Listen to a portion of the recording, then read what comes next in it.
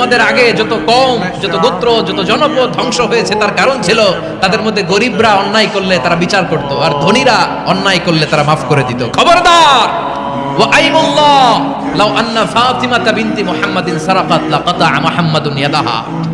বিশ্বনবী বললেন, ওরে ওসামা, বানু মাখজুমিয়ার ওই প্রেস্টিজিয়াস এন্ড ডিগনিফাইড ফ্যামিলির মেয়ে তো দূর কি বাত, অনেক দূরের কথা।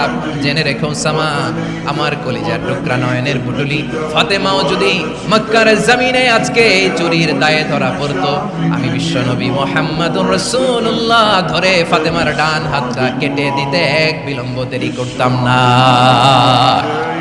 ইন্নাল্লাহা ইয়া'মুরু বিল আদল, আমাদেরকে জাস্টিস শিখায়।